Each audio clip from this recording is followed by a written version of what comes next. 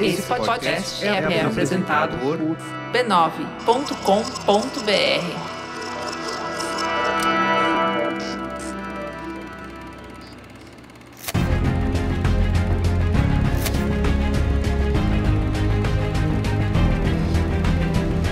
Olá, eu sou o Carlos Merigo, esse é o Cinemático número 474. E aí, Bia Fiorotto, tudo bem?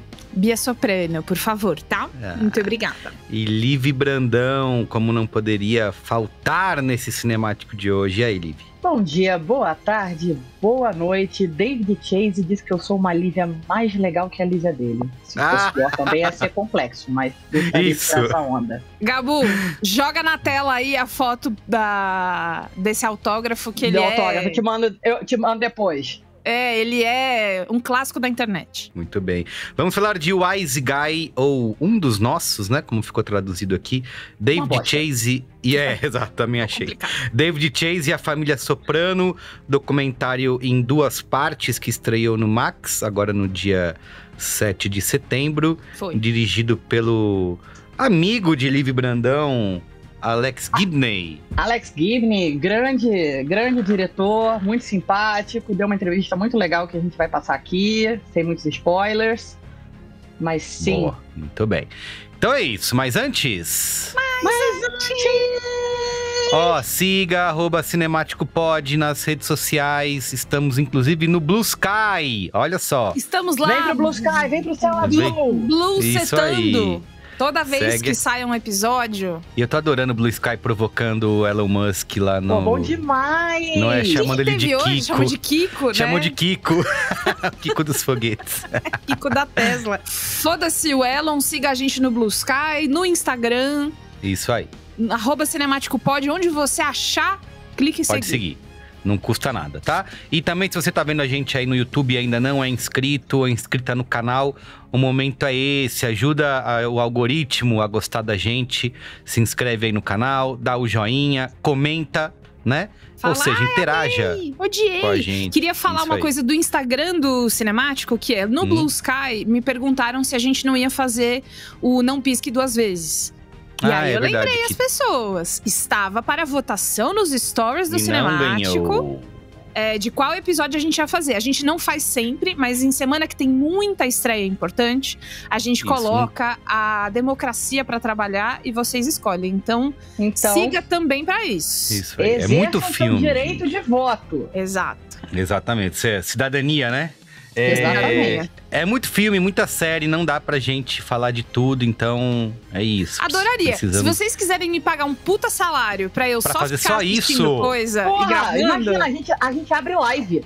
Assiste e comentando em tempo real. Na Twitch. Caralho, tem um projeto bom aí pra gente, hein, gente? Já anota. Ser pago pra só ficar dando opinião é o que é o meu sonho, porque eu fico fazendo isso de graça o tempo todo. Regra? Isso. 10 de 10. É isso. Muito bem. Há mais de 20 anos aqui no B9, a gente tem se dedicado a uma missão bem especial: mergulhar fundo no universo da criatividade, da inovação e da cultura digital. E foi assim que o B9 se tornou uma referência. Como eu gosto de falar, o B9 é o seu posto avançado no futuro, sempre acompanhando e destacando as grandes ideias que nos tiram do raso. A nossa proposta sempre foi provocar e conduzir discussões relevantes, com profundidade, opinião e perspectiva, mas claro, sem nunca deixar a leveza de lado. E isso se reflete em tudo que a gente faz, desde o conteúdo que a gente produz até as parcerias que construímos ao longo de todos esses anos. Aqui no B9, a gente já trabalhou com diversas das maiores marcas do mundo. Com presença garantida nos maiores eventos e festivais de cultura, inovação e tecnologia que tem por aí, o B9 é um ecossistema rico em conteúdo original e de qualidade. E quero contar agora para marcas e profissionais interessados em promover produtos, campanhas e ideias que temos uma gama de formatos para oferecer. Desde publi editoriais integrados, mídia display com alta visibilidade, até hubs personalizados de conteúdo e ações nas redes sociais. Temos possibilidades de minisséries, episódios temáticos, pílulas de conteúdo e muito mais. Então, imagina só o que a gente pode fazer juntos. A sua marca, nossas ideias e uma audiência engajada e ávida por novidades. Então é isso, vamos nessa? Conheça nossos cases e descubra mais sobre como o B9 pode ajudar a contar a sua história. Acesse b9.com.br/negócios. Então é isso, vamos lá para o Wise Guy. Bora! Vamos pra pauta. Pauta! For years, everybody told me you should write a show about your mother and yourself. She was so out there. Stop telling me how to live my life. You just shut up. And I thought, who's gonna watch that? You're making me out to be some fucking mama's boy. Then I realized maybe if he was like a really badass guy. So what happened with you and The Sopranos? It was like HBO said, go for it, man. Well, nobody else wanted it. David was a TV veteran, but hadn't really directed. I had no idea what I was doing, but I knew it was going to be about money and death. Could you have a killer as your lead? Is there a place for that on television? I would lay it all out for the writers. David starts filling the whiteboard. This thing gets done, and he goes, this is fucking horrible. Erases the whole... I mean, it took us hours. We said things that nowadays would be frowned upon. We're writing about bad people, and we got to access those parts of ourselves. The story comes out of those characters. The garbage business is changing. Let me pick the energy up. I'm very tired. That stuff is sort of my specialty because I was from Queens. Carmela was something that HBO had discussed. But I went in wanting Dr. Melfi. Mr. Soprano?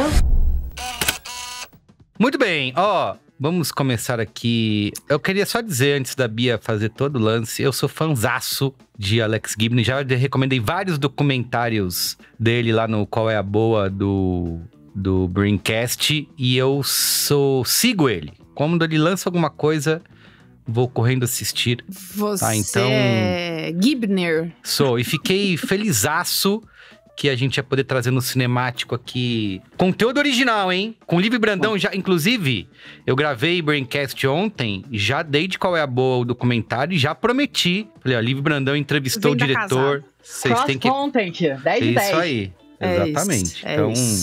Então, Merigo, vai pensando aí, porque no final de apresentar o Alex pras pessoas, eu vou pedir pra você indicar o seu documentário preferido dele. Bia, mas não é o seu preferido. Então, fácil. É fácil, então vamos lá. Fácil, já tenho. Alex Gibney, pra você que não é ainda um Gibner, é um nova-iorquino de 70 anos, diretor, roteirista, produtor e o que mais ele quiser inventar, ele faz e faz com muito crédito, faz muito bem. Então, assim, o trabalho dele em documentário é o mais notável, o mais extenso. Ele já fez outras coisas, mas esse é o grande lance dele. Começou nos anos 80 e aí ele já falou sobre, período histórico. Tem um documentário inteiro sobre como é os anos 50 nos Estados Unidos. Grandes embates notáveis, figuras públicas de todos os tipos, figura pública de esportes, de música, de política. Já falou sobre guerra, já falou sobre bastidores de política dos Estados Unidos e mundial. Ele curte uma polêmica, né? Uma figurinha... E o amigão claramente joga nas 11, né? Deu uma história boa pra ele contar, toca pro pai, deixa comigo e vai. Eu vi que ele dirigiu até episódio de Billions, né? Ele já dirigiu ficção e tal, mas acho que não é, como a Bia falou, não é um lance... ele vai fazendo, né? Ele parece o famoso operário do audiovisual, gosta mas de o lance fazer é documentário, né? O lance é documentário. E aí, em 2008... ele, de tanto fazer documentário, era praticamente uma estatística, né? Estatisticamente falando, ele tinha que ganhar um Oscar de melhor documentário em algum momento. Tamanha o trabalho. E aí, em 2008, o Oscar veio. É o melhor documentário de longa-metragem chamado Um Táxi para a Escuridão. Que fala sobre as práticas de tortura e interrogatórios das instituições dos Estados Unidos. Leve. Naquela época que Guantánamo tava bombando, né? Verdade. Sendo que ele já tinha sido indicado antes, em 2006, com aquele Enron, Os Mais Espertos da Sala, que é o documentário da fraude, pedaladas fiscais da empresa de energia lá nos Estados Unidos, que também é um ótimo documentário. É difícil porque esse daí não tá em todo lugar, tá? Se você quiser assistir, você vai ter que... Você vai ter que rebolar. Vai ter que alugar por aí em alguns lugares. Além disso, que eu falei que tinha esporte também na jogada, ele também participou da famosa série 30 for 30 da ESPN. Ah, sim, é verdade. Se você quiser assistir, episódio 5 da primeira temporada, chama-se Ceasefire Massacre. E também ele fez 30 for 30 Shorts, episódio 25 da primeira temporada, chamado Fields of Fear. E, assim, desses mais famosões, talvez você também conheça o A Inventora, A Procura de Sangue, fala da charlatã do Vale do Silício, que com uma Esse é fácil, tá na Max também, tá? Enfim, eu recomendo que você abra a página do IMDb desse homem e trate ela como um grande cardápio, pra você escolher o que é que você quer assistir pra conhecer a obra dele. Mas, Merigo, agora é a sua hora. Fala qual que você recomenda como seu preferido. Assim, é difícil escolher só um. Eu queria só fazer uma menção honrosa ao filme, ao Going Clear, que é o da Cientologia, onde ele vai falar de como pessoas, né, foram cooptadas aí, inclusive o Tom Cruise, um deles, para Cientologia. É um ótimo documentário. Eu não tenho certeza se esse está disponível na Max. Deixa eu ver, não está disponível na Max. É um ótimo documentário. Mas o meu preferido, assim, pra mim o que virou... Cara, se eu soubesse fazer o documentário que eu gostaria de fazer, porque eu acho que ele conta a história de uma maneira envolvente. É assim, ele dá todas as informações, todos os dados, ele é muito didático, mas ao mesmo tempo consegue fazer um documentário que é envolvente e, no fim das contas, entretenimento, né? Que eu já indiquei, inclusive, lá no Qual é a Boa do Braincast, que é o Crime do Século, que vai falar sobre a crise dos opioides nos Estados Unidos, de como que as grandes farmacêuticas operaram e deram pedaladas nas regulações do governo para fazer com que esse abuso desses opioides sintéticos rolassem. Tá na Max, é igual o Wise Guy, são duas partes, um documentário, pode ser um filmão, né, de 3 horas e lá, mas tá dividido em duas partes, o Crime do Século na Max. Uma dúvida, ele frisa que os Estados Unidos está passando por isso porque eles não têm dipirona? Acho que não. Não tem dipirona. Muito bom. Aqui, dipirona, porra. Liga agora lá na casa da Kamala Harris e fala, eu tenho a solução. Cara, é muito bom. Dipirona. Dipirona 1 grama. Vieram vários materiais, até aquela série com o Michael Keaton, né, também, que é uma ficção, né, em cima dessa mesma história. Mesmo assunto, né? E assim, putz, eu acho um jeito de contar incrível. Então, se você não viu ainda, o Crime do Século. Maravilhoso. Eu queria só fazer mais uma menção honrosa, desculpa.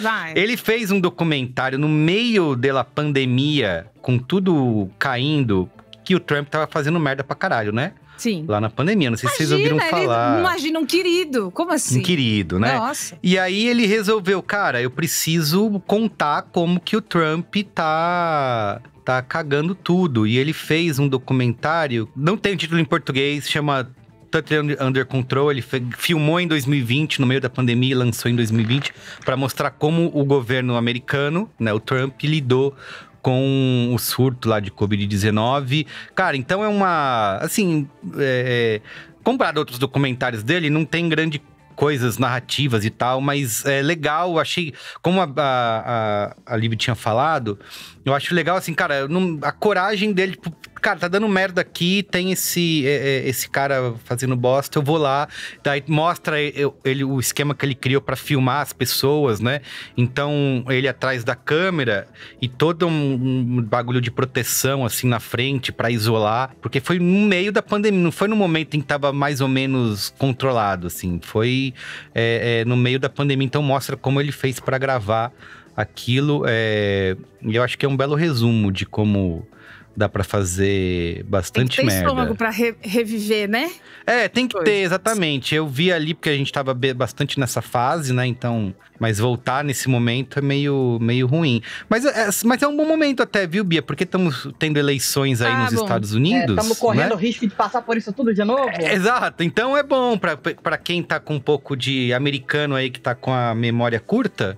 Talvez seja um bom momento. Então é isso, desculpa. Imagina, que desculpa que nada, foi maravilhoso. Mas agora, senhoras e senhores, meninos e meninas e menines, vai rolar uma coisa especial no contexto desse cinemático, porque assim como no cinemático 445, sobre o filme Festa no Covil, o contexto de hoje é uma entrevista maravilhosa com o próprio Alex Gibney, feita, idealizada, produzida e conduzida por Liv Brandão. Trazendo conteúdos originais para esse podcast. É um Liv Originals. Exato. Então, como é que vai funcionar? No Festa no Covil, o Juan Pablo falava português. O Alex fala inglês. Então, a gente vai ter duas opções para você acompanhar essa entrevista. Aqui no Cinemático, em áudio, a gente vai fazer uma dublagem da entrevista com a Liv Brandão, por Liv Brandão. Isso, e ela Alex mesma. Gibney será dublado pelo indefectível Olga Mendonça. Aquela voz aveludada. Voz de veludo. Exato. E aí, pra quem quiser assistir legendada a entrevista, no YouTube do Cinemático, aliás, no YouTube do B9, no vídeo do Cinemático desse episódio, a gente vai passar tudo legendado. A entrevista não tem vídeo, então a gente vai ver só vai ter imagens, né? Temos exatamente. Lindas fotos com as legendas. É isso. Então agora com vocês, Liv Brandão e Alex Gibney! Well, thanks for taking your time to talk to me today. Let's begin with the basics. When and why did you come up with the making of Wise Guy? What do you expect the viewer to feel, learn, or think and reflect after watching it? Well, HBO had reached out to me to see if I was interested in doing a doc about The Sopranos. And while I love the show, absolutely love the show, I wasn't sure I wanted to make a kind of promotional doc in which I interviewed everybody associated with it and then, have this scene and that scene. It felt like a stone skipping exercise. But I thought I would at least explore the idea. And so I went out and had lunch with David Chase. And I found David to be a fascinating character, brilliant, hilariously funny. And also he had a story to tell, which is about how The Sopranos got made and how personal it was really for him at the beginning and how unexpected it was for him to get to where he got. That seemed like a story worth telling. That's the story I dug in on. It wasn't The Sopranos. It was David Chase, and obviously Wise Guy. It's a play on words, but it was a way of looking at how this character ended up making this show. And obviously along the way, there are a lot of other people who help enormously, but I wanted to focus on David. Well, I had a chance to interview David 11 years ago, and I had the same first impression of him as Robin Green. He was so dour at the beginning, but in the end, we were smiling and exchanging information about our Italian families. He told me I was a nicer Livia than his Livia. So how is your relationship with him? Great. I mean, we talk a bunch, and actually he's coming up to Maine, where I live most of the time. I split my time between Maine and New York. He seems to have an affinity for Maine too. He likes the sound of the ocean. And so, I look forward to getting together with him up there. But no, we have a ball when we're talking to each other. Get on the phone all the time. And when recreating Melfi's office, you seem to want to put David on a divan, but he tried to dodge, just like Tony did. So how was making a documentary about a man who didn't think he deserved to be the subject of a documentary at all? Well, I think that whenever you're in that chair, you both want to talk about yourself and are a little embarrassed to talk about yourself. And then also, if you end up talking about yourself for a long time, you're just thinking, whoa, I've exposed a lot about myself. Now I'm in a kind of vulnerable position. So I think all those things go through your head it was an artificial conceit. I mean, it was designed to be sort of fun and also to engage in some of what I've discovered in doing documentaries, which is that there's an element of the interview process which is not completely dissimilar from the therapeutic process. But also, I think once you get in that chair, and despite the fact that there are camera people and lights around, you start to have a meaningful dialogue and you end up going places you don't expect. And that is the power of it all. And the so-called golden age of American television was taken by morally ambiguous characters like Tony, a mobster facing an existential crisis. Is it a thing that you look for in your documentaries to show a person who can be both a hero and a villain depending on the angle? Well, I'm interested in characters that show their humanity. And I think there's good and bad in all of us, simply put. And I'm interested in exploring both. You know, some of the characters I deal with, are beset with something I call noble cause corruption, where they become corrupted because they think that the end always justifies the means. They have a noble end, and they think that that end justifies the terrible things that they sometimes do. But I'm drawn to try to portray people in a way that shows their contradictions and complexity. And what was the most challenging part of making Wise Guy? I mean, the editing. There was 7 years of Sopranos, and I think the discipline that we showed, well, both the discipline and occasionally flexibility that we showed in trying to keep to our main theme rather than get lost in, we got to show this show. We got to go show a piece of this show. We got to show a piece of this. We got to talk to so-and-so. Because at the end of the day, it wouldn't have been as intimate or as focused. So I think that was the biggest challenge, was to remain true to our goal to focus the film rather than to try to do everything all at once. And was there any interesting story that you had to left out of the final cut that, personally felt difficult to you? Yeah, there was. And it's odd stuff. And sometimes it just doesn't fit. And David and I ended up talking at great length about music. Some of that was in for a while. We ended up taking it out because it didn't seem relevant to what we were trying to do. And there were some interesting stories about, some characters that David met along the way.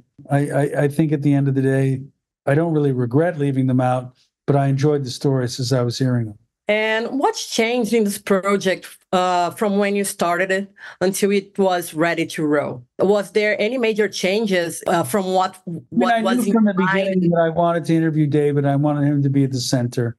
And I knew I was going to do this thing where I was going to construct Melfi's office.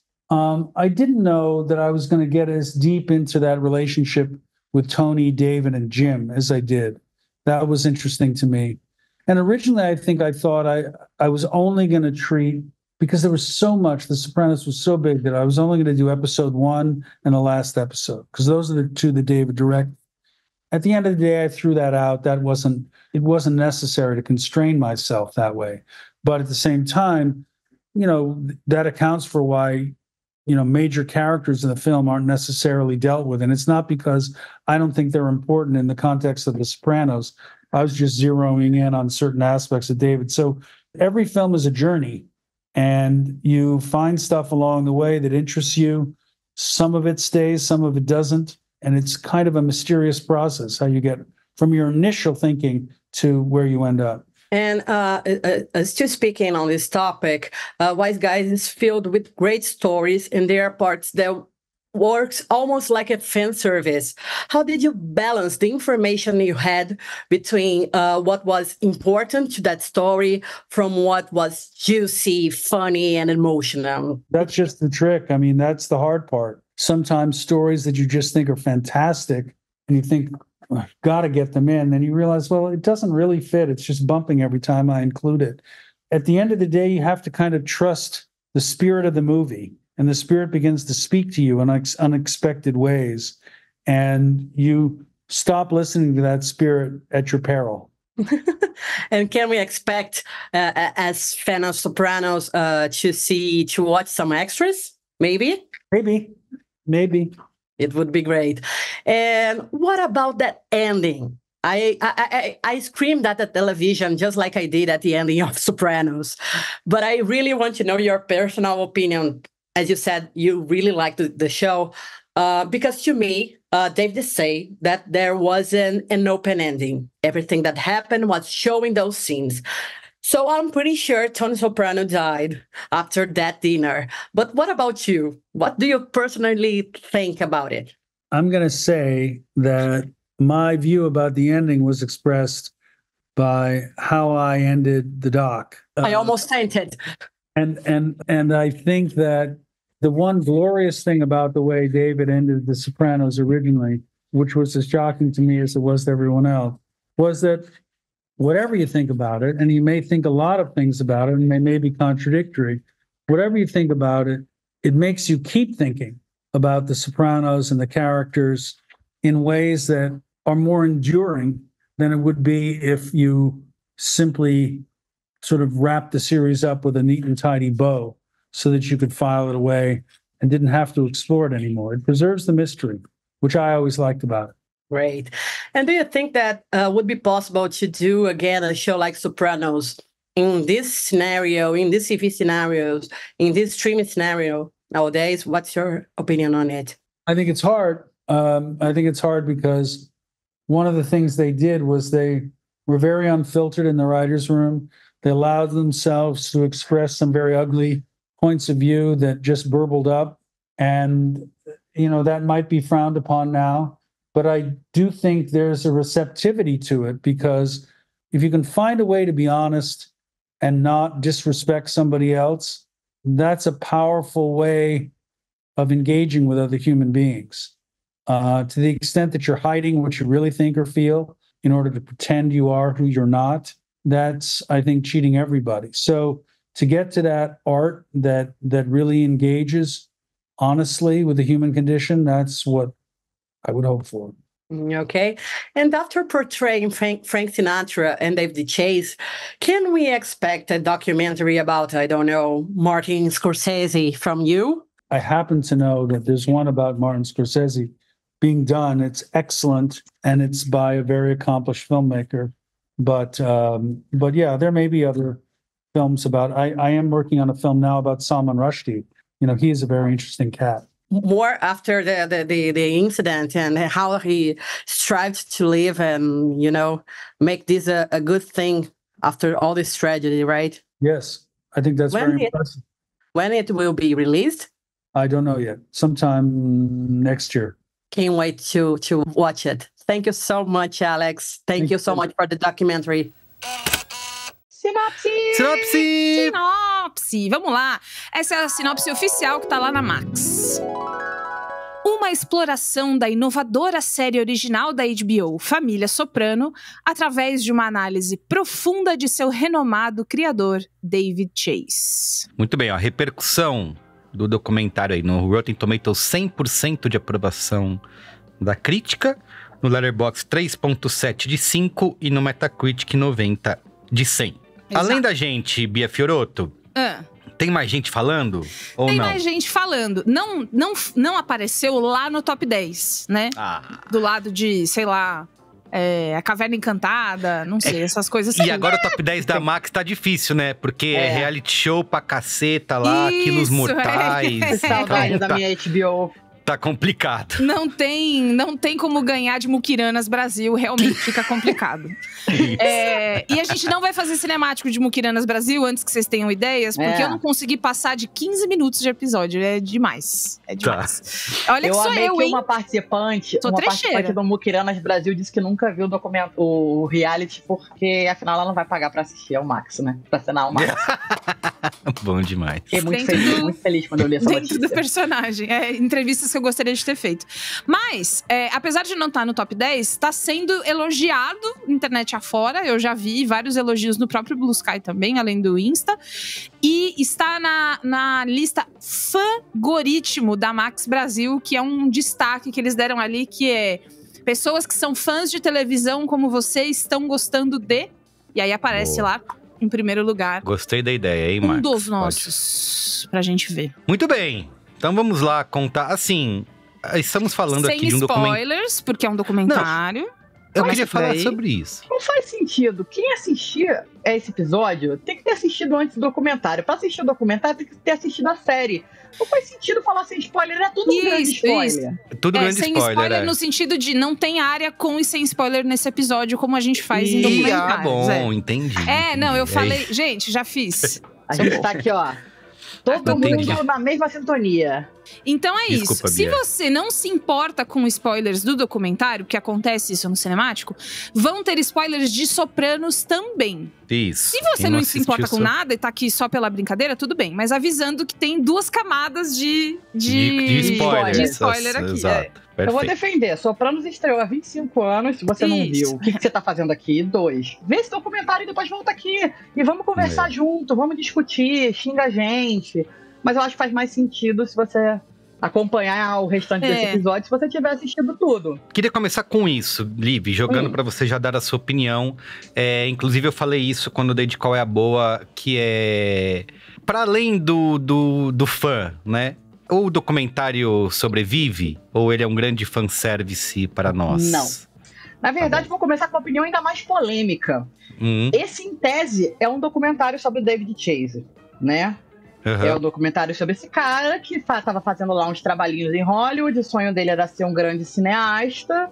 E um belo dia ele resolveu fazer uma série sobre a própria mãe, que, pelo que dá pra perceber, também era uma megera, como a Lívia Soprano. E, de repente, o cara mudou pra sempre a história da televisão mundial, das séries e também do cinema como conhecemos, né? Só que esse não é um documentário sobre o David Chase.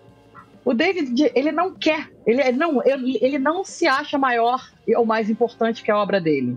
Ele simplesmente quer falar de Sopranos. Então, esse não é um documentário sobre o David Chase. Eu lembro que quando eu marquei entrevista com o Alex Gibney, com a HBO, tava conversando com eles, mandando material que eu já tinha feito da série, porque eu já entrevistei, né, faz 12 anos que eu entrevistei o David Chase.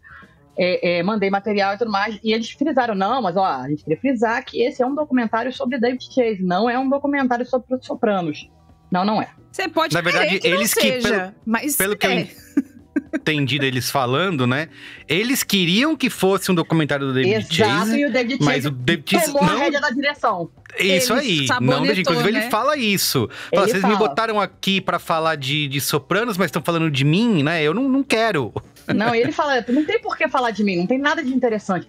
Tanto é que isso me deixou um pouco confuso no começo da montagem do doc, né? Na primeira parte, porque a primeira parte começa a falar sobre David Chase de uma forma muito rápida, acelerada, e meio com cortes em cima. O que eles estão tentando fazer? Que maluco. Aí depois vem essa parte, assim, cara, tô há 3 dias falando de mim, não aguento mais. Vamos falar sobre a série? E aí vira um documentário sobre Sopranos. É maravilhoso, eu achei o formato um pouco ousado e confuso, mas é um puta de um fanservice, assim. Eu acho incrível como todos os episódios que eles escolhem destacar são todos os meus episódios preferidos, provavelmente todos os episódios preferidos. Inclusive, qual? O da tatuagem. Na hora que aparece, eu falei, cara, que delícia, que delícia. E é o primeiro, né, que mostra como… Porque é o primeiro grande episódio de Sopranos, né? Porque o piloto dividiu muita gente. Eu mesmo já assisti 3 vezes o piloto, eu acho uma merda. Não teria continuado acompanhando se não fosse muita fé de que iria melhorar. Esse episódio, que é o 5º da Universidade. Primeira temporada, que é o College, Universidade, é o que muda tudo. Porque é a hora que você vê o protagonista da série não sendo um mocinho, né? Mas é isso, assim, não é um documentário sobre David Chase. Você aprende muita coisa sobre ele. E eu já sabia muita coisa sobre ele, porque, né, quem acompanha esse podcast e todos os outros que eu participo sabe que eu tenho um bingo.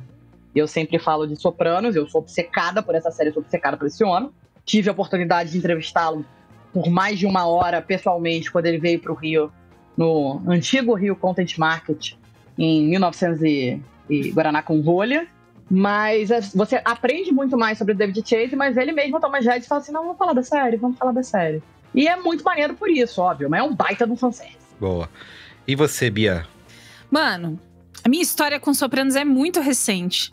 Porque ano passado, o Olga Mendonça me perguntou se eu já tinha visto. E eu sabia que era uma lição de casa que eu tinha que fazer. E aí ele fez um assim, Bia, tá ligado? Ó. Chega, né? Vamos lá? Obrigada. E eu assisti. E aí, eu fiquei com uma impressão que eu acho que ele funciona pra quem nunca viu a série com um aspecto só, que é, se você ama muito história da televisão, por algum motivo não viu Sopranos, mas quer entender o fenômeno. Eu acho que ele funciona pra quem tem esse recorte. Porque ele é um documentário bastante expositivo, tem muita ilustração de cena. Eu acho que dá pra entender o fenômeno, o zeitgeist, né? Lógico, assim, eu não quero ver a série, não vou ver, mas quero entender por que todo mundo me enche o saco. Muita coisa. Eu acho que dá pra... Esse documentário é uma boa entrada. Tô mudando de opinião, galera. Cara, eu amei a postura do David Chase e de como o Gibney tentou domar. Na hora que ele não pôde, tudo bem, mas na hora que ele tentou, ele também conseguiu. O David Chase, ele sabe todos os truques, né? É um velho gaiateiro entrevistando o outro, tá ligado? É que nem o Mamilos. Cara, eu pensei muito nisso. Tem um episódio do Mamilos que é o efeito Lula. Que foi quando o Lula ainda tava preso, que ele ia ser solto e tal. Que é com o Juca Kfouri e o Reinaldo Azevedo. E aí, quando os dois sentaram, a gente achou que ia ser uma coisa assim, muito mais, né? Nossa, esses dois juntos, eles se conheciam de décadas, sabia um do podre do outro, ficou enchendo o saco, um chamou o outro de comunista, o outro não sei o quê. Mesma coisa. No sentido de, essas pessoas se conhecem, elas conhecem o jogo. O David Chase tá careca de saber como é que o outro trabalha e vice-versa, então eu me senti numa conversa muito íntima. Eu acho que existe uma coisa interessante da dinâmica dos dois, de você entender não só muito sobre a vida do David Chase nas entrelinhas, mas também entender a origem dessa sensação dele de mas não é comigo. Quando, na verdade, é sobre ele o tempo inteiro. A série é a vida dele. Essa obra, ela é do coração dele. E eu acho que também grandes obras da televisão mundial sempre tem esse fator da pessoa se colocar com muito coração pra essa história.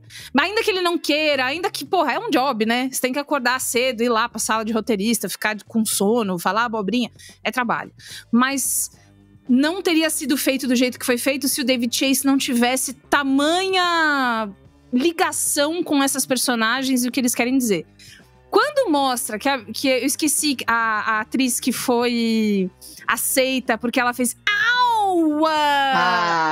Andrea de Matteo. Cara, eu passei mal de rir, porque a coisa que ele mais queria era reproduzir essa coisa tão identificável pra ele, da família que é italiana e estadunidense ali, o jeito que fala, o jeito que pensa, como é que vai dar a bronca, como é que mexe a mão.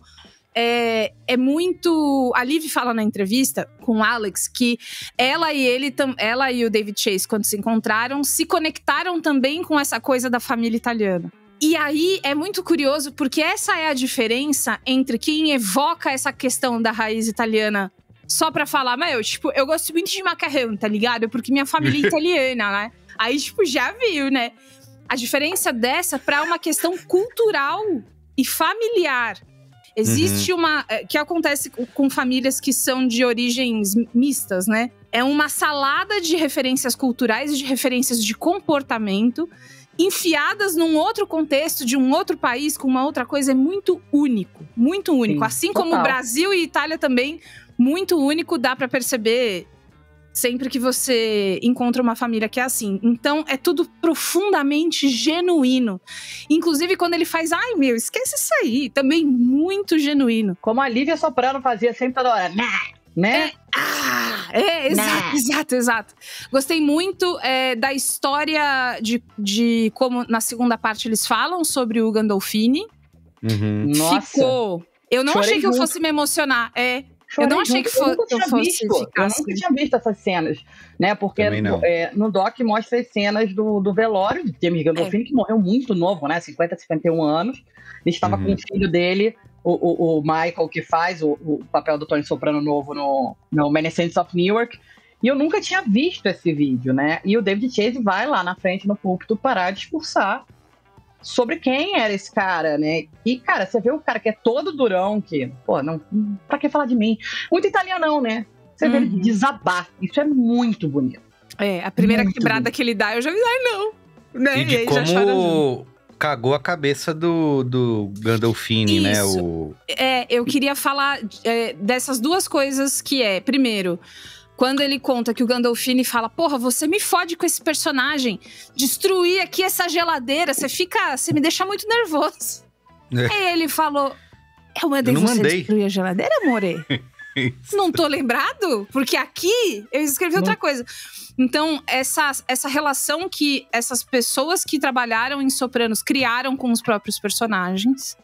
Dá pra ver que é tudo muito pessoal, né? Pessoal e especial. E eu também acho que fica muito claro que nunca mais vai acontecer isso. Sopranos é um fenômeno de sua época também. Eu acho que a gente consome televisão de um jeito diferente. O que é considerado para ser produzido são coisas diferentes hoje. Mas falando em passado, eu preciso falar da fala da Carmela. Esqueci de novo. Gente, eu sempre esqueço o nome da pessoa, foi mal. Carmela é a Edie Falco. Amore, essa história de você contar vantagem porque não tinha alerta de gatilho antigamente... Ai... Que bobagem, porque, primeiro, isso é muito importante. Se você tá vendo esse documentário, existe a reprodução de uma cena de estupro e ela é comprida e ela está lá no meio. É horrível. Essa cena, assim, quando eu vi Sopranos, ela é da segunda temporada, né, se não me engano. Quando eu vi essa cena, até hoje, por exemplo, eu tenho que descer pra jogar lixo na garagem e tudo mais. Até hoje, eu fico tensa em lugares, escada de incêndio, garagem. É um troço assim, nunca mais fiquei em paz depois dessa cena. Eu chorei bastante quando eu vi essa cena a primeira vez e eu pausei, porque enfim, né? Pessoas têm... Então, por que eu achei essa fala... Não é nem assim problemática, mas é tosco. É tosco. Por quê? É uma bobagem. Alerta de gatilho, galera, não existe pra você ler, né, o alerta de conteúdo e ir pro seu quarto chorar. Ele existe porque as pessoas são muitas. Então, várias pessoas diferentes viveram coisas diferentes e são afetadas de maneiras diferentes pelas obras que elas assistem. Um alerta de gatilho, ele é pra você se preparar. Pra mim, ele serve assim. Então, assim, vai ter essa temática. E aí eu já não sou pega de surpresa. Quando ela fala que a vida não te prepara pra viver esse tipo de trauma, é diferente, amor. A vida não é eletiva, não escolho o que vai acontecer comigo. A obra que eu tô vendo, sim. Então, se a gente pode deixar as pessoas confortáveis, por que não? Mas eu acho que até essa opinião dela, você percebe que é uma opinião de uma pessoa do tempo dela. Isso. A minha relação com essa série, né, ele é muito mais do que apenas de uma pessoa que ama esse universo, que estuda esse universo desde que tudo era mato. Eu comecei a trabalhar com séries em 2008, né? A TV ainda era... ainda se falava em enlatados, né? Ainda se usava essa expressão. As coisas estavam começando a mudar. Eu peguei o comecinho do streaming, eu estudo mesmo, eu leio muito, eu pesquiso muito. Mesmo agora que eu trabalho, né, meu 9 to 5 é com música, eu ainda tô acompanhando, não tanto quanto eu gostaria e acompanhava quando eu cobria a série, mas ela pegou em mim de um jeito muito pessoal, porque foi exatamente isso que a Bia falou. Eu via cenas da minha família ali. Eu via coisas que meu pai foi criado pela avó dele, que é italiana, e não ouçam isso que eu minha nona, não. Meu pai foi criado... bexiga, meu. Não é isso. Mas eu vejo comportamentos que são muito parecidos, assim, dessa coisa das pessoas estarem se matando e num segundo seguinte tem um violão, tá todo mundo cantando junto. Ou o contrário. Ou um tá odiando o outro, mas a gente é de sangue, a gente tem que se proteger. A gente tem que se amar. Essa foi minha relação com meu pai a vida inteira, até ele morrer 2 anos atrás. Assim. Então eu me identifico muito, para além do lado profissional, que eu admiro muito, porque né, todo mundo tá careca de saber que se não fosse Sopranos, não tinha Breaking Bad, não tinha Mad Men, não tinha... Não tinha Lost, que a gente gravou semana passada. Não tinha nem Succession, mano. Não tinha nada. Não tinha. Porque ninguém poderia... Porque foi uma conjunção de fatores, isso é muito legal, né, que o documentário mostra. Foi uma conjunção de fatores de um cara com uma história foda, um canal querendo uma história maluca pra contar, porque eles estavam querendo fazer umas coisas diferentes. E que ainda não era nada, né? HBO, eles falam muito isso. Não era nada. Eu falei assim, vamos fazer essa maluquice? Vamos, a gente tem nada a perder. Então foi uma conjunção ali de ineditismo de uma história muito ousada, de um canal querendo apostar nessa ousadia. E com medinho ainda, né? Porque eles falam, puta, a gente, será? Não sei, será? E no fim eles meio que… vai, faz aí. Bancaram. E a gente tem hoje uma das maiores obras audiovisuais da história. Eu não tô falando isso com exagero, assim. Não é exagero. Cada vez mais que eu vou me distanciando da série, né? Assisti pela primeira vez em 2010 e reassisti em 2021 pra assistir o Many Saints of Newark. Eu vou me afastando, eu falo, cara, continua gigantesco. É óbvio que quando eu revia várias coisas, falando do alerta de gatilho, várias coisas me chamaram a atenção, que em 2010, quando eu era uma jovem imbecil, não me notaram. Mas extremamente racista, isso me incomoda muito. Isso, né? Tem racismo, machismo. Porque faz… Tem uma coisa que eu falo muito com a minha amiga Renata Correia, que é a autora de Rendiga Hits. Que gravou com a gente aqui já. Maravilhosa. A gente fala muito sobre isso, que as pessoas, às vezes, elas querem ver uma coisa limpinha na televisão. Não é isso que tem que ser. A televisão tem que mostrar a gente filha da puta. A televisão, o cinema tem que mostrar a gente fazendo merda. Por quê? Porque humanos fazem merda. A gente não quer que todas as histórias virem um panfleto de testemunha de Jeová, sabe? Isso. A gente precisa assistir e ver aquilo como errado, assim. E entender que aquilo ali é um absurdo. E esse é o grande lance do Tony Soprano enquanto anti-herói, enquanto protagonista. Matar pessoas, gente, é errado, né? Vocês têm que saber. Inclusive, eles tocam nisso. Teve gente que levou o Tony Soprano como um exemplo, né? Um role model. E, gente, não é isso que a gente tá mostrando na série. Não, e eu levei… Cara, eu falo isso de brincadeira, mas eu realmente levei isso pra terapia. Eu falei assim, eu estou completamente apaixonado por um cara que é um assassino, um canalha, um escroto, calvo, e que não existe. Existe. Um abraço pra todos os psicólogos e psicólogas do Brasil nesse momento. Porque eu levei isso pra terapia, levei mesmo. Porque eu falei, cara, eu tô apaixonada por isso, assim. Foi uma época muito maluca da minha vida, que eu tava, enfim, numa depressão absurda. E essa série me tirou disso. Eu acho que é por isso também tem esse carinho. E eu queria… Sei que eu tô falando demais, gente, desculpa. Não, amiga, meu preferido na vida. É pra isso que você tá aqui. Eu queria voltar no que a Bia falou dos testes, cara. É muito rico poder ver os testes. Eu ia puxar de volta pra isso. Obrigada, de novo. Vai na fé. Se você ama televisão e entretenimento, você vai surtar de ver a diferença ínfima entre as pessoas que testaram pra fazer os mais diferentes papéis dentro dessa série e entender aonde foi que eles encontraram a faísca do negócio. E às vezes personagem. É difícil explicar. Às vezes tá no jeito que a menina… Às vezes tá num olhar, às vezes tá numa coisa. O único processo de casting que eu já fiz na minha vida foi na faculdade pra aprender a fazer. Depois eu nunca mais fiz. Mas lá, na faculdade, de mão dada com o professor, eu já fiquei vesga entre as pessoas e eu não sei quem. Porque, meu Deus, e se a gente começar e não sei o que… O dia inteiro vendo isso, né? De muita confiança no que você quer fazer. E pro David Chase era cristalino do que a série também não era. Eu acho que tem isso também, né? Ela não é essas coisas aqui e tal. E é muito material. Eu amei que, assim, a gente vai pôr… Quais materiais a gente vai pôr? Sim. E eu amei. A única famosa era a Lorraine Bracco, né? Ela era que tinha já feito o filme de Scorsese lá. Isso, ela é a única famosa. Inclusive, eles queriam ela pra outro papel. E ela falou, não quero ficar sendo conhecida como essa personagem. Eu quero fazer a psiquiatra aí. Então, ela é a única que foi direto. Fala aí, continua. Não, e isso. Mas agora, Liv, quero saber o que ela vai falar disso também. Porque foi a parte que mais brilhou pra mim. Depois da David Chase nas entrelinhas. Eu fiquei muito apaixonada vendo os testes, vendo como cada personagem foi aparecendo, vendo as diferenças, vendo como tinham outros atores que também eram bons, que estavam entregando, mas não seria a mesma coisa. Eu achei esse material muito rico, eu fico assim, por que a HBO nunca editou um extra com tudo isso?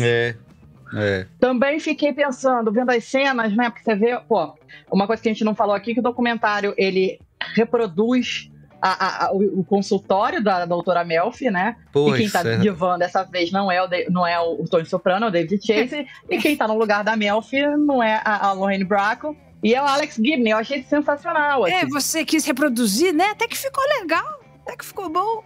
E como eles fazem as transições, né? entre uma coisa e outra. E, gente, diretor pra participar de documentário tem que ser... esse é o jeito, tá? Não é todo mundo que pode aparecer e todo documentário que o diretor pode aparecer na frente e ficar fazendo coisa. Eu quero que o Pedro Bial ouça. Pode falar de novo? Mentira, que isso, não falei nada. É uma dica, é uma dica. É um jeito de você aparecer. Mas, por exemplo, sem roubar.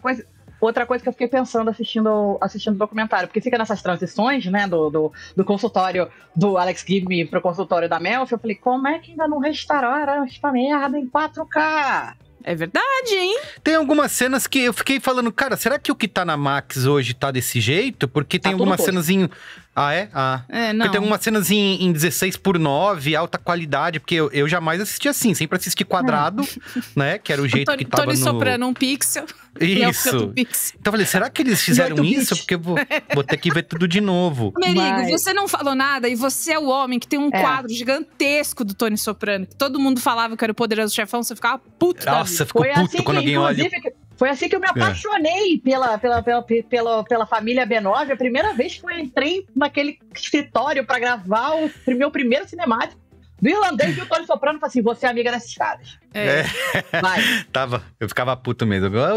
Poderoso Chefão, não, você tá doido. E também, gente, não é porque eu tenho esse quadro que eu quero ser o mafioso, né? O mafioso dos podcasts. Apesar de adorar. Tem uma cena de Sopranos, tem muitas cenas incríveis, icônicas e tal, mas teve uma que eu levantei e aplaudi, que é a cena em que ele vai jantar com o namorado da... Como é o nome da filha dele mesmo? Meryl. Isso, ele vai jantar e o cara quer fazer um agrado pro sogrão, né? E vai lá e paga a conta. Quando ele vai no banheiro. Aí quando ele volta, ele pega o dinheiro e joga na cara. Aqui eu que pago, ninguém paga a conta no meu lugar. Não falei, puta. Gente, sei que tá tudo família italiana, inclusive. Tá tudo errado, mas eu achei genial. Cara, assim, eu adorei o documentário. Eu estaria assistindo até agora se tivesse mais episódios. Eu não queria 2, eu queria 20, eu queria 30. Eu entendo que pode ser pra muitos só fanservice, mas é isso, eu sou fã, quero service, né, como diria o outro lá. Então, cara, adorei ver essas cenas de bastidores que eu nunca tinha visto, esse por trás da cena, e gostei, acho que a ligação que o Alex Gibney faz entre o David Chase e a série, o criador e criatura, é genial, assim, porque ele consegue pegar o cara que não tá afim de ser o centro das atenções e consegue mostrar, cara, isso aqui é autoral, esse aqui é um negócio de autor, que é uma coisa que não existia na televisão naquela época, né? Que sempre foi um processo muito industrial e ali você vê que não sei se pela primeira vez, mas acho que de uma maneira inédita, na forma e no conteúdo ele é o autor, ele é o cara que tem as ideias, isso saiu da cabeça dele. Depois disso que a gente foi entender esses conceitos que hoje é comum de showrunner, né, de que a pessoa, e que eu acho que nem é desse jeito mais, né, porque você tem um showrunner, mas aí no fim das contas isso acaba entrando numa máquina de produção, e acho que ali mostra como que o David Chase, mesmo ele não sendo, ele dirigiu acho que o primeiro e o último episódio, né? E depois teve outros diretores e tinha a sala de roteirista e tudo. Mas como tudo passava pela mão dele de um jeito ou de outro. Então é um trabalho muito autoral. E acho que como ele consegue mostrar isso, eu gostei muito, assim, sabe? De entender e de ver também desmistificar algumas coisas, né? Nossa, não era ele atrás de uma mesa que teve uma ideia genial e brilhante e de repente ele deu isso ao mundo. Não, cara, era um trabalho de transpiração 90% do tempo, né? Que mostra ele tendo que voltar atrás em decisões de personagens que iam ser de um jeito e depois não foram. Personagem que a atriz morreu, ele teve que mudar. Isso, coisas que ele não sabia. Então, assim, de mostrar de como é um processo, né, artesanal de criar e de mudar e de ir, de voltar. Não é um negócio... Saiu da minha cabeça essa ideia brilhante, olha só. Não é fábrica de salsicha, né? Exato, então eu gosto muito disso. De novo, chover no molhado, mas o impacto do James Gandolfini em tudo isso, se não fosse ele o ator, talvez a gente não tivesse aqui falando dessa série, porque ele ajudou a definir o tom da série, a definir o tom do personagem e de como isso meio que mexeu com a cabeça dele, porque ele era um cara que, eles falam, né, ele era mais tranquilão, era outro jeito, e aquilo foi afetando ele, de deixar ele de um jeito mais irritado, e ele não queria ser, ele ficava puto quando as pessoas chamavam ele de Tony, né? Porque eu não sou o Tony, eu sou o James Gandolfini, eu tenho outras coisas pra fazer, quero fazer outras coisas da minha vida. E batia em fã, que nem a Bjork batendo no jornalista, né? Liberou uma agressividade muito forte nele. E eu imagino, assim, eu sempre tento me colocar no lugar. Mas que eu teria ficado maluca atuando nessa série, porque ia me despertar gatilhos, olha, nós falando de novo, de coisa de família, né? E eu imagino, né, essas famílias de imigrantes, né, eu vou falar do que eu sei, que é a família italiana, a galera que, porra, muito fodida, que saiu de lá fugindo, veio recomeçar tudo em outro país, todo mundo muito amargurado, todo mundo muito, no meu tempo que era melhor, tudo isso aqui é uma bosta. É uma coisa muito louca, é uma coisa que eu me relaciono muito também com uma amiga genial da Helena Ferrante, né, tem muita coisa ali que eu falo, olha, que dá pra você juntar os dois ali e fazer... E voar horas. E é um processo muito intenso, né, Liv? Que eles, pra filmar uma temporada, eles falando lá, tipo, acordando 5 da manhã até meia-noite. Então, imagina você ficar imerso num troço desse, tão denso, né? Tão pesado durante tanto tempo. Cara, como que isso... A cena do garrote, que ele fode a mão ele machucando inteira. a mão de verdade, né? É bizarro. Uma coisa, por exemplo, que me incomodou nesse documentário, que foi não aprofundar, fala muito da Nathalie Marchand, né, que é uma das poucas atrizes que não é italiana, né, não é de origem italiana dessa série. Foi o meu primeiro grande spoiler de Sopranos, inclusive, porque eu assisti o College, entrei no IMDb, quis saber tudo sobre todo mundo. Aí eu entrei no perfil dela e falei assim, e ela morreu no segundo ano da série. Sim, eu fui a mesma coisa. Assim, ela morreu em 2000, eu falei assim, vamos ver o que aconteceu. Eu senti falta deles não terem se aprofundado, que a história seria outra, né? Sim. A história de Sopranos mudou completamente com a morte dele. Porque vai pro lado do tio Júnior tentando matar o Tony, né? Mas, na verdade, a mãe ia denunciar o filho pro FBI. Ia ser outra série completamente diferente.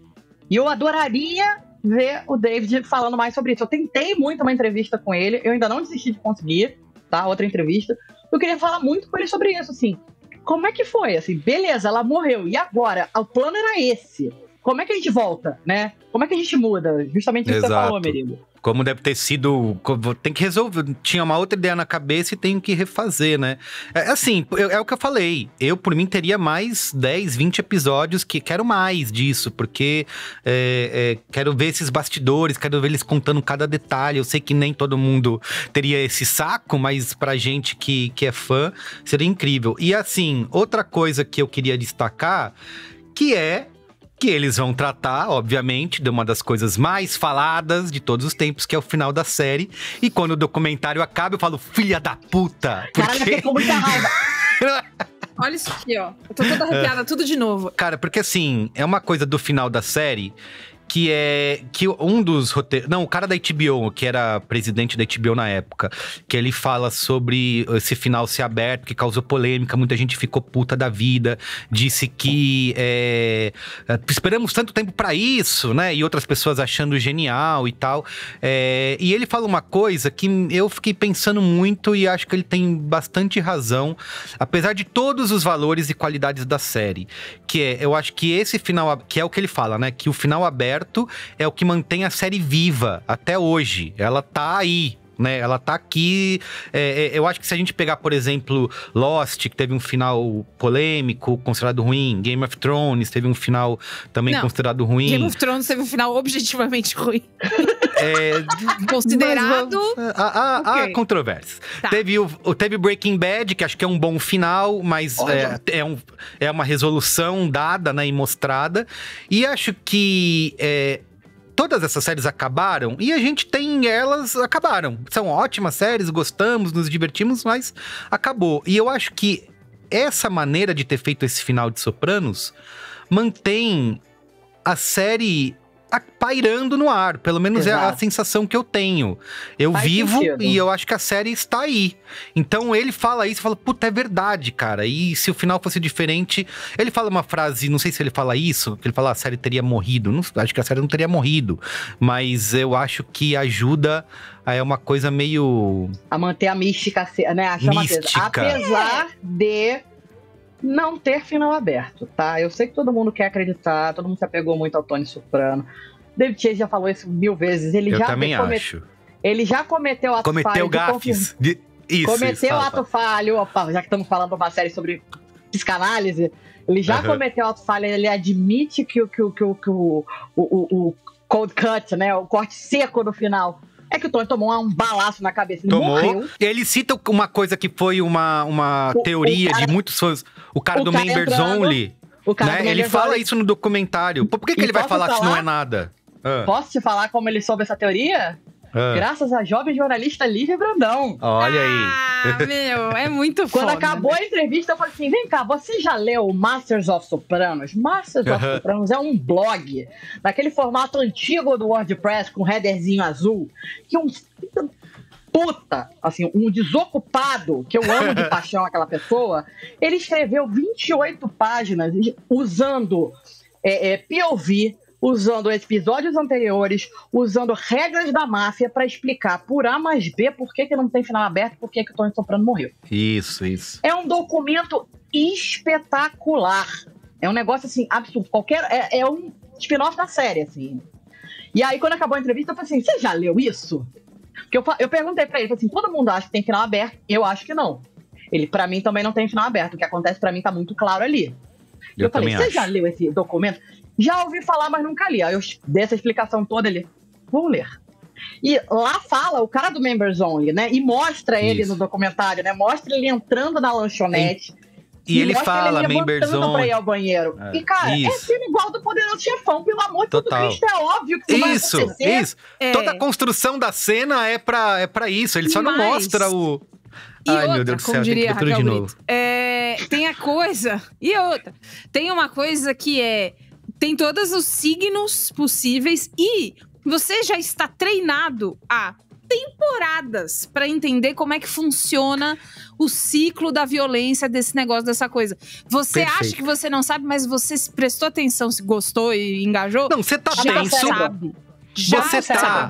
Você tá na ponta da cadeira com o cu na mão, com simplesmente uma cena em que ele entra num restaurante, bota uma musiquinha, a filha dele tá tentando estacionar o carro, eles estão vendo no cardápio que eles vão pedir, e você tá, caralho, fudeu. Por quê? Por causa do que a Bia acabou de falar. E aí, de repente, don't stop! Isso, puta merda. Vamos dar notinhas? Vamos, ai, que alegria. Vamos. Liv Brandão. Cara, eu queria muito dar nota máxima, vocês sabem. Sei. Mas não vou dar pelas falhas, né? Não são falhas, são coisas que eu senti falta. Pequenas faltas, umas faltas que eu senti nesse documentário, sendo uma pessoa tão apaixonada pela obra original. Então eu vou dar 4,5. Mas te amo, tá, Alex? Give me. É isso, 4,5 pra mim também. Eu vou ser o mais chatinho, eu dei 4. Eu vou dar 4 estrelas. Dividido por 3. A média do cinemático ficou 4,3333, que é 4,5. 4,5. Ai, gente, esqueci de falar um negócio muito importante. O que foi? Caralho, sobre o final... Caraca, na entrevista, a gente até cortou isso do começo pra não dar spoiler. Na entrevista, o Alex Gibney me falou que